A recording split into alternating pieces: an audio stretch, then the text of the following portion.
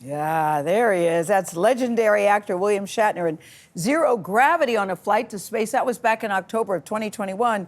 Captain Kirk, as he's known by a lot of people, flew on a Blue Origin rocket when he was 90 years old, becoming the oldest person at the time to travel into space. He's now 94, just had a birthday recently. As you probably know, have you heard I'm going to be making my own trip to space with an historic all-female flight. They've just named it April 14th. It's just 18 days away now, and William Shatner, we're glad to say, joins us now from Los Angeles to talk about his experience. Hello, William Shatner. Well, hey, so you catch me on my way to riding my reining horses. I'm practicing for my Hollywood Charity Horse Show charity, which I've been doing for 35 years, and Priceline and the Bank of California have helped me, and I'm on my way there. But while I'm stopped, I thought I'd talk to you about going up into space and how chancy and how wonderful and how exciting it is. That's what I wanted to talk to you about. Take control of your emotions. Well, William Shatner, that's one of the reasons. When you came back, you were so euphoric and it was so blissful. Yes. I watched you and I thought, what must it be like to feel like that? You're going to feel it, Gayle. And I don't want you to wear that dress because it's the color of blood. Okay? We don't want any blood, Gayle. No, we don't. We don't want any blood. You're right about that. Listen, we don't want any blood. You're on an adventure. Gayle, you're on an adventure. Yes, you got to that's how I look embrace at it. it. You got to use mantras like, while you're lying there waiting to take off. That's the most exciting moment of all, because the G-forces that are going to be on you, you're going to feel like I'm going to die, but you're not going to die, Gayle. You're on an adventure. William, don't scare her. You're on an adventure. Embrace the adventure. You are scaring the beep out of me right now. Gayle. What? Say a mantra. Do a mantra, like say Priceline. Say something. Oh God. When I was lying there. When I was lying there and aware that hydrogen was being poured into the ship, and the Hindenburg had burned with hydrogen, and I'm thinking, what's going to be? Wait, William, I have a question. Stop you right there. William, earphones, I have a very pressing question. This is so not helpful. Were you nervous? Bill, were you nervous? Were you nervous? Yes, the nitrogen and going up, and geez, that's frightening, girl. Yes. But embrace the adventure.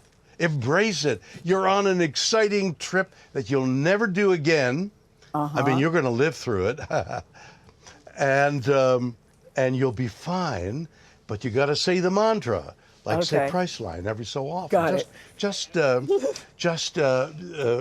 mesmerize yourself. It's the adventure of a lifetime. Yes. And you're going to see the world like nobody. Only 600 people have seen it before. I am focusing on that. Like you're going to see I am looking. So I'm stepping way out of my comfort zone, Bill. Way out of my comfort zone. Gayle, do you have a mantra in mind? I do. I've started meditating. You've been sitting I do have one. You've been sitting in that seat long enough. It's time to get up. And when they were removing the gantry on the voyage I went, as they were removing this gantry, the guy said, "We're taking away the gantry. If you want to get off, now's the time." Nobody moved. Off. And I thought, I can't go. I'm Captain Kirk. But they might say that to you. If you felt badly enough, you'd remain in your seat. You're on an adventure. Embrace the moment. You're on a voyage of exploration about your nature. When you were in zero G, when you were floating, what did that feel like for you? Because people say it's kind of like swimming. Is it anything at all like that? There are no words in the English language to explain what weightlessness is like, because it's only happened in the last few years. It is the strangest feeling. Nothing is like it. Not swimming in a pool where they have their exercises, the astronauts. Nothing is like it. It is the weirdest thing. For me, I wanted to see outside, so I didn't hover around. I went to the window to take a look out the window. I love the shot of you, Bill. I love the shot of you looking out the window. I love that. I love the shot of you looking out the window. Yeah. The question I had was, when you're up there floating, how do you get back into your seat? I'm thinking, that's what I'm worried about. If I'm up there, how do I get That's what you're going to practice. Yeah. that's what you're going to practice for days on end. And you know what? Okay. No What? matter how much you practice, it's unlike you can't imitate prepare. it. You Yeah. can't Mimic it. because there's nothing. You can't get weightless on Earth. Yes, yes, So yes. you're going to float around and feel, and got to strap yourself in. That's the stuff you'll rehearse. Yeah. William, I was going to ask you if this changed you in any way, but I've seen you before the space flight, and gonna you were like watch. this. You've been like this for a long time. We love you for it. Not all the reassuring words that No.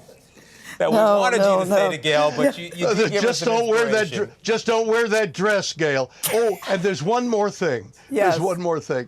Between the time you leave your bed and get to the ship and deal with the press and go up in the air and then come back down and deal with the press, a long time. And there are no bathroom facilities. We're drifting away. So they're going to give you diapers.